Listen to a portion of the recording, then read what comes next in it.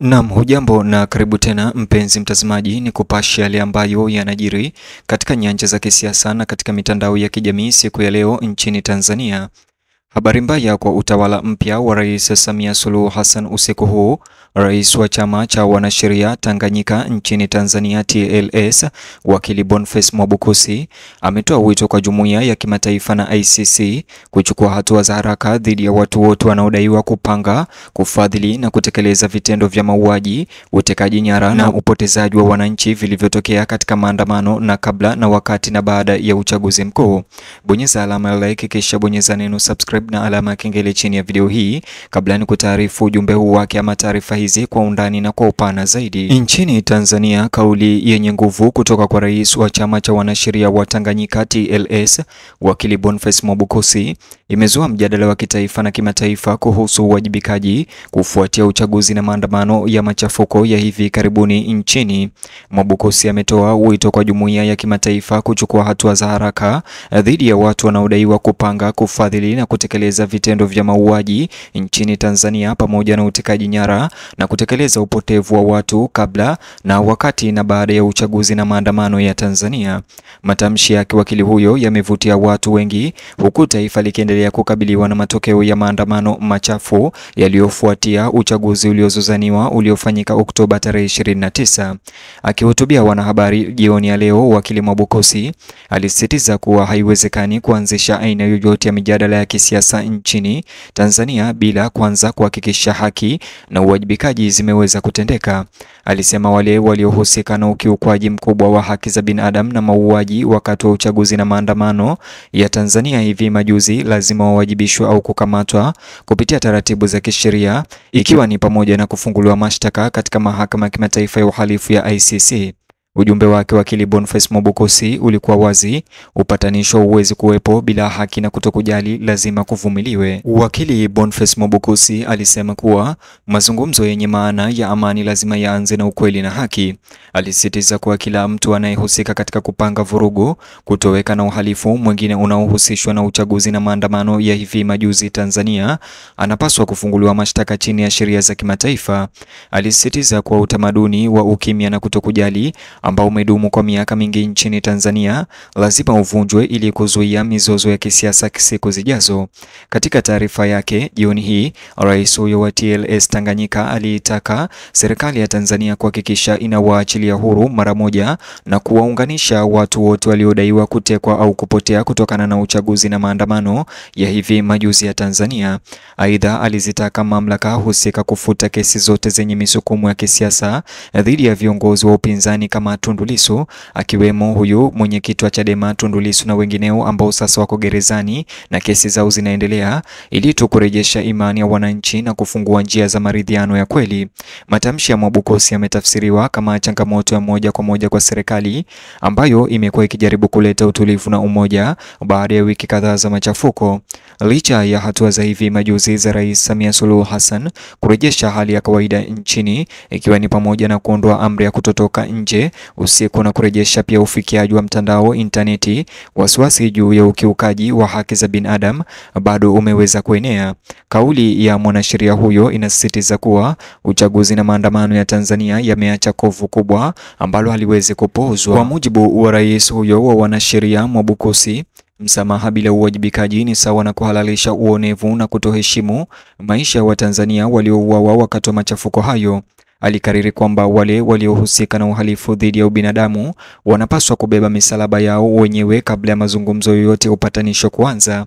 Maneno yake yamejitokeza katika duru za kijamii na kisiasa na kuibua mjadala kuhusu haki na kutokujali kufuatia chaguzi na maandamano ya Tanzania.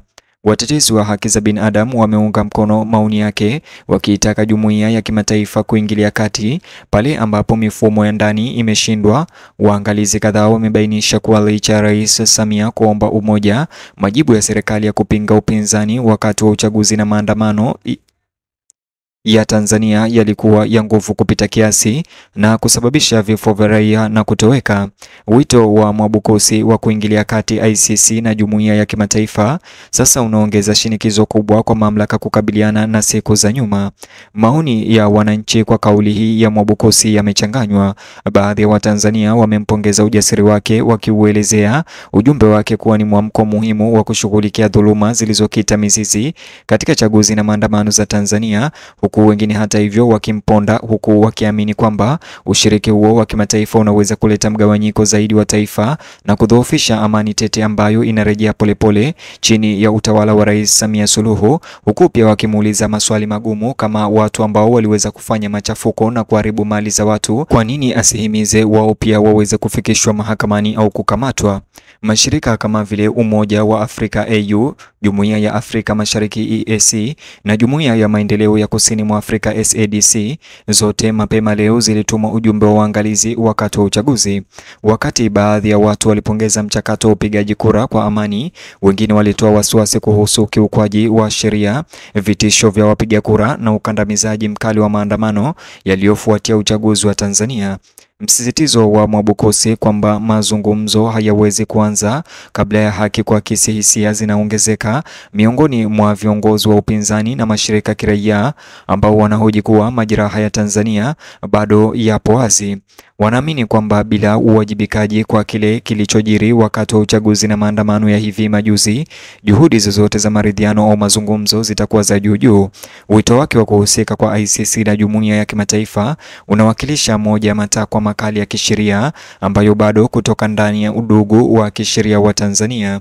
Wakati huo huo, maafisa wa serikali wamekaa kimya bado kwa kiasi kikubwa juu ya madai ya Mwabukusi, ingawa vyanzo vya karibu na utawala vinasema kuwa kuna majadiliano yanayoendelea ndani ya sekta ya usalama na haki kuhusu jinsi ya kushughulikia uchunguzi wa kimataifa. Rais Samia Suluhu Hassan, ambaye hivi karibuni alithibitisha uhuru wa Tanzania katika kukabiliana na ukosoaji kutoka nje, anakabiliwa na kazi nyeti ya kusawazisha haki, utulivu na mahusiano ya kidiplomasia, huku kukiwa na kuzorota kwa uchaguzi na maandamano ambayo yalitokea hivi majuzi. Wakati mjadala huu ukiendelea, ujumbe wa rais wa TLS Mwabukusi umeenea sana katika vyombo vya habari vya Tanzania jioni hii na kuibua mijadala mikali miongoni mwa wananchi. Wanaharakati na wachambuzi wa masuala ya kisiasa pia wameweza kulizungumzia. Baadhi wamesifu hoja zake za kisheria kama utetezi wa kijasiri wa haki za binadamu baada ya uchaguzi na maandamano ya Tanzania, huku wengine wakihofia kuwa huenda kukasababisha msukosuko wa kisiasa kutoka kwa taasisi zenye nguvu za serikali.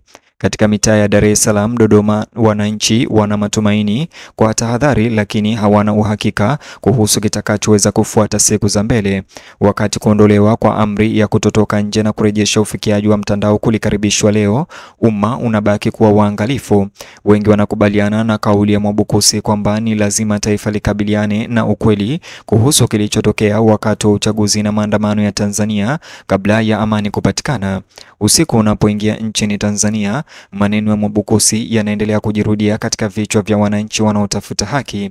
Wito wake wa uwajibikaji bado unaweza kuwa wakati muhimu katika mjadala wa kisiasa wa taifa, wakati ambapo Tanzania lazima ichague kati ya kusahau na kukabiliana na ukweli wake, huku mvutano kutoka kwa chaguzi na maandamano za hivi majuzi bado ukibaki akilini na kutia wasiwasi wa Tanzania wengi, huku hitaji la haki likiwa pigo la moyo wa taifa linalojitahidi kupona kutoka na maafa yaliyotendeka.